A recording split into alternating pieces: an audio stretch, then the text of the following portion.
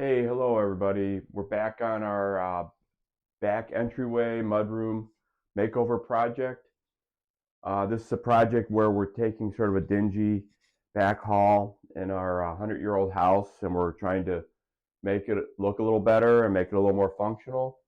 We started off by ripping out, we had some ceramic tile in here. We ripped that out. We installed some of this floating engineered laminate flooring. And then we built this built-in storage unit, and we have 3 or 4 shelves for actually more, like 6 shelves for shoe storage, and then we have 3 larger shelves where we bought these baskets for hats and gloves. So we put up some of the nickel gap shiplap and some crown molding, and got a little more caulking and sanding to do on this before it's ready for paint.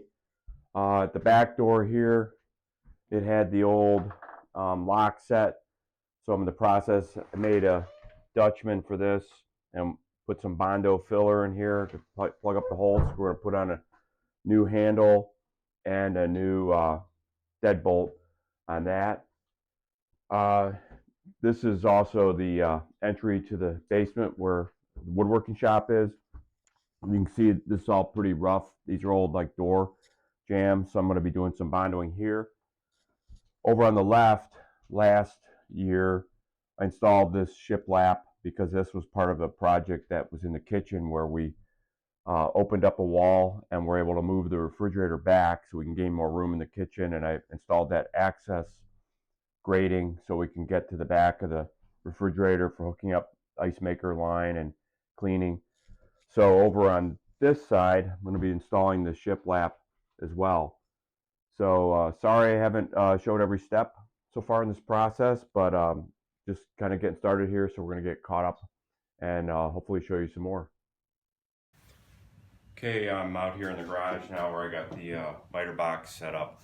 The process of starting to cut and fit some additional baseboard. So I'm getting ready to cut this first piece. This piece kind of doesn't die into any other piece, so I'm going to cut this at a 45 and then cut a little sliver that I'll glue in there to make a little return. So I'm going to set this at 45 and always wear the correct PPE.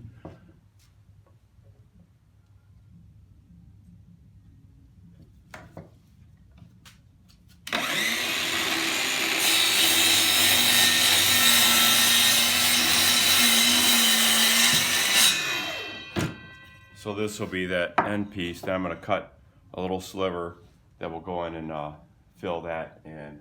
I don't want to cut it out of something this tiny, so I'm going to have to get it out of another piece.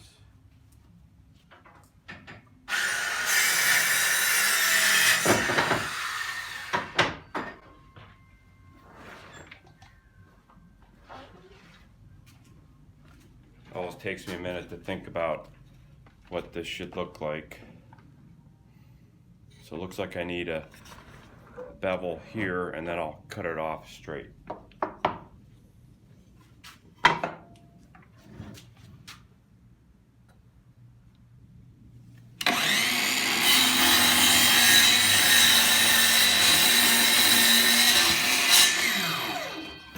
So this will form the little return piece that'll go right here. So now I just need to cut it off, do a straight cut right here. So I'm going to set the saw back to 0.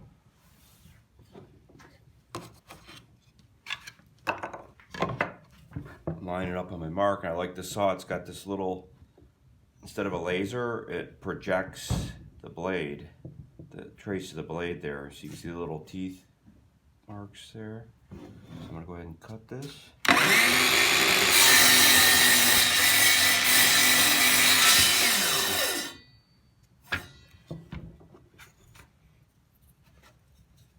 And that will form the return, which I will just glue that on with construction adhesive when I put it in place.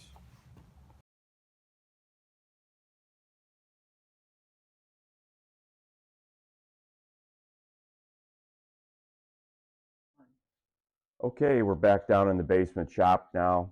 Got some Bondo wood filler. I think it's pretty much the same thing as the automotive. I got another can of that.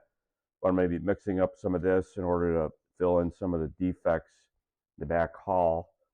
And the way I remember mixing Bondo, you typically get like a golf ball size chunk, and then you put maybe an inch or so of the activator material on it.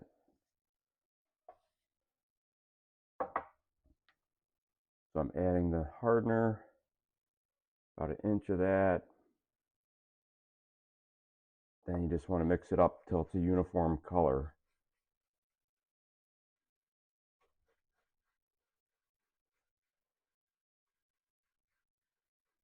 Now this stuff takes off pretty fast, so you don't really have a lot of time. So once it gets mixed, usually I try to hustle and get it applied as quick as I can.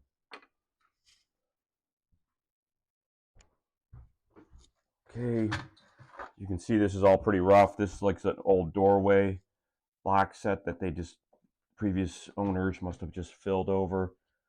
So I'm not going to try to be making this perfect, but just trying to get major defects filled in. And we can come back and hit this with a sander, try to make it a little smoother.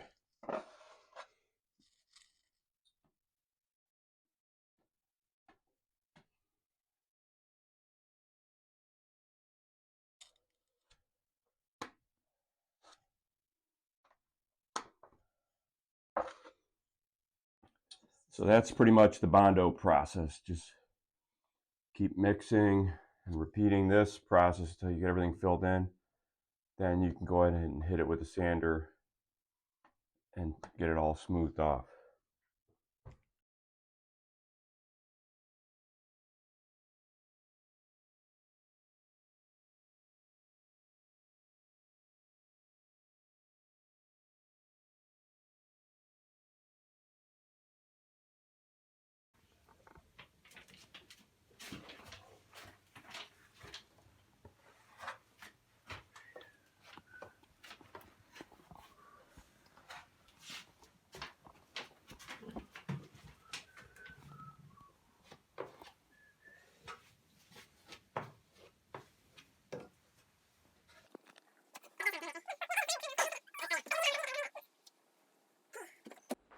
Okay, with the Bondo mixed up, we're back in the garage and we're applying it to the door, and we're filling in all the various imperfections on the 100-year-old door, and then we will sand it.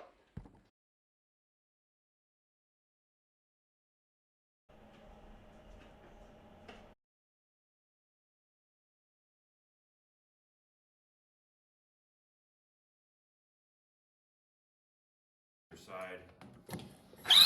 Probably should just leave them alone, but curious as to what is behind here. Maybe we can get a utility knife and cut this loose, because it looks like it's stuck.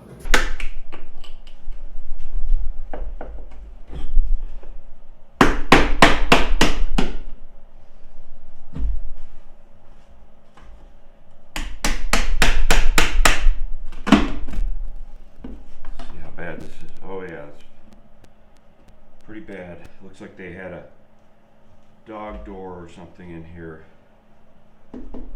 So thinking maybe I'll just leave well enough alone. This is on the garage side, so it's not the end of the world. It's not perfect.